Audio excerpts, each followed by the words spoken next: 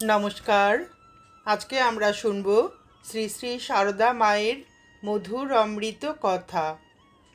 জপের সময় আচমন করার প্রয়োজন কিনা সে কথা মায়ের ভক্ত নারায়ণ আয়াঙ্গার জিজ্ঞাসা করায় মা বলেন, হ্যাঁ, ঘরে হলে আসন আচমন প্রয়োজন। রাস্তায় বা অন্যত্র পথে ঘাটে নাম করলেই হবে। ভক্ত প্রশ্ন করলেন মাকে, শুধু নাম মন্ত্র জপ নয়? মা উত্তর দিলেন, হ্যাঁ, মন্ত্র জপও করবে বৈকি, তবে মন স্থির করে একবার ডাকলে লক্ষ জপের কাজ হয়। নতুবা সারাদিন জপ করছে কিন্তু মন নেই, তাতে ফল কি? মন চাই, তবে তার কৃপা।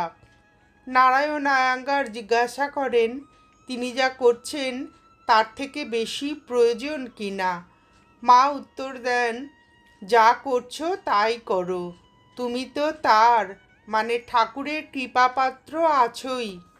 একটি অল্প বয়স্ক ভক্তকে দীক্ষান্তে মা 108 বার জপ করতে বলায় সে লক্ষ জপের ইচ্ছা প্রকাশ করল। মা তাকে উপদেশ দিলেন, এখন মনে করছো বটে, সে তো তোমরা পারবে না, কত কাজ তোমাদের করতে হয়, বেশি পারো তো ভালোই।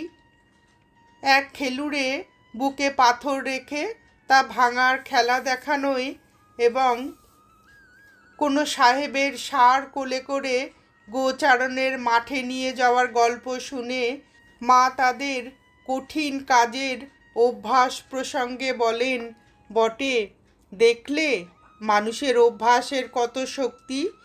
এমনি জপ অভ্যাস করতে করতে মানুষ সিদ্ধ হয়।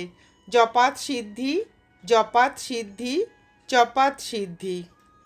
স্বামী অরূপানন্দ মাকে প্রশ্ন করলেন, ঠাকুরকে কিভাবে ডাকা যায়? মা বলছেন, আর কি, জপ ধ্যান করা আর ঠাকুরকে ডাকা, এই তো। কথা বলেই সহাস্যে বলছেন, আর ঠাকুর, ঠাকুরেরই বা আছে কি, তিনি তো চিরদিনই আপনজন। স্বামী অরূপানন্দকে জপতপ প্রসঙ্গে শ্রীমা আরও বলছেন, জপতপের দ্বারা কর্মপাশ কেটে যায়, কিন্তু ভগবানকে প্রেম ভক্তি ছাড়া পাওয়া যায় না। জপটপ কি জানো? ওর দ্বারা ইন্দ্রিয়গুলোর প্রভাব কেটে যায়।